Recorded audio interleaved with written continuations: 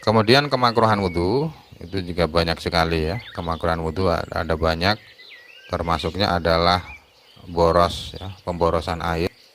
Pemborosan air itu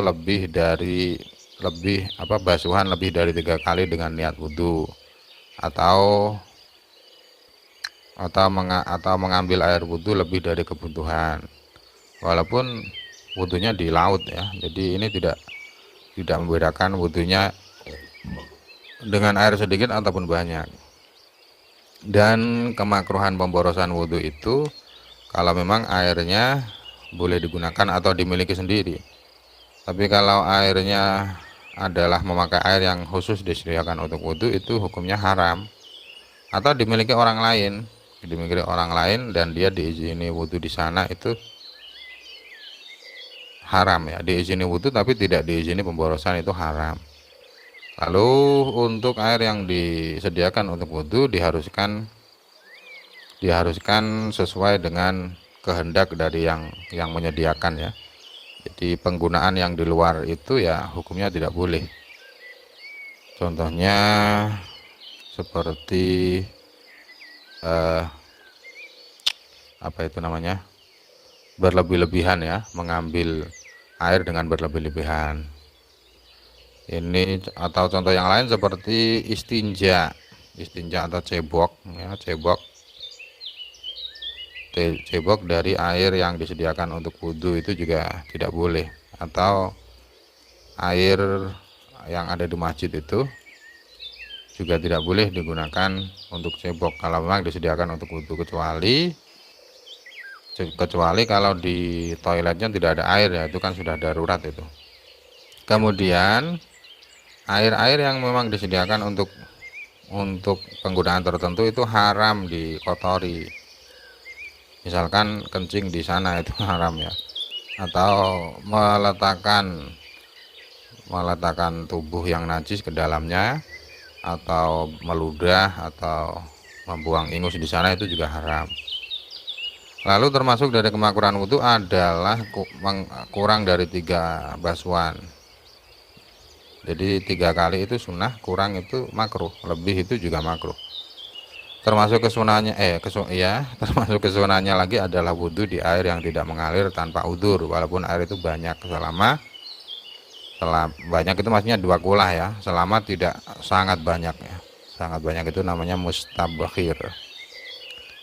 Lalu seorang yang wudhu dia diharuskan untuk hanya melakukan kewajiban saja bila dalam beberapa kondisi ini. Kondisi yang pertama adalah di saat waktunya sempit ya.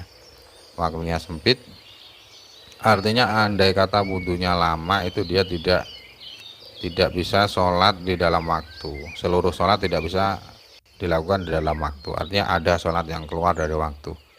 Kalau seperti ini harus ditinggalkan ya, harus meninggalkan kesunahan. Ini menurut Ibnu Hajar, harus meninggalkan kesunahan, dan juga basuhan atau usapannya itu harus sekali saja.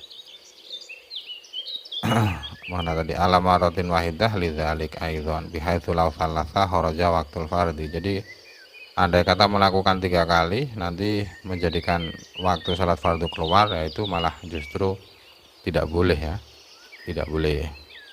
Dan tidak boleh ini maksudnya ketidakbolehan ini harus ya, tidak hanya anjuran saja. Atau kondisi yang kedua adalah dikarenakan air yang sedikit. Jadi kalau ada air yang hanya cukup untuk fardu wudhu, itu ya tidak boleh melakukan kesunahan.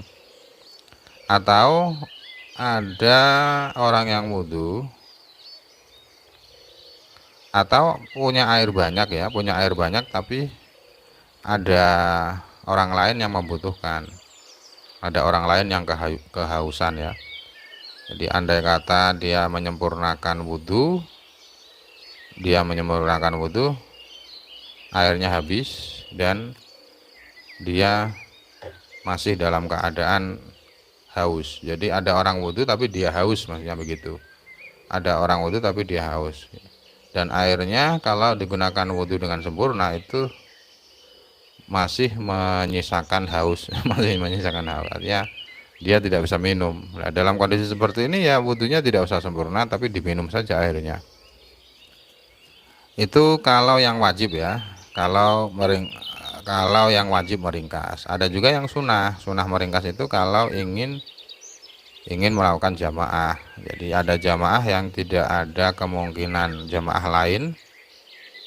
Itu andai kata dia menyempurnakan wudhu, dia tidak ikut jamaah, lah itu sunnah tidak menyempurnakan wudhu.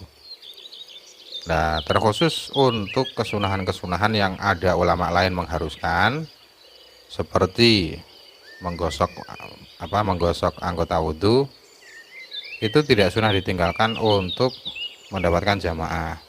Jadi lebih disunahkan melakukan kesunahan ini, walaupun hal ini bisa menyebabkan terlambat berjamaah atau hilangnya jamaah. Ini disamakan dengan kesunahan menjaga urutan sholat qadha, walaupun hal itu menjadikannya dia tidak mengikuti jamaah. Mengapa demikian? Sebab ada ulama lain yang mengharuskan itu. Jadi kesunahan yang ada ulama lain mengharuskannya, itu kalau dibenturkan dengan sholat jamaah itu lebih diutamakan kesunahan tadi. Lalu sekarang membahas hal-hal membatalkan wudhu ya. Hal-hal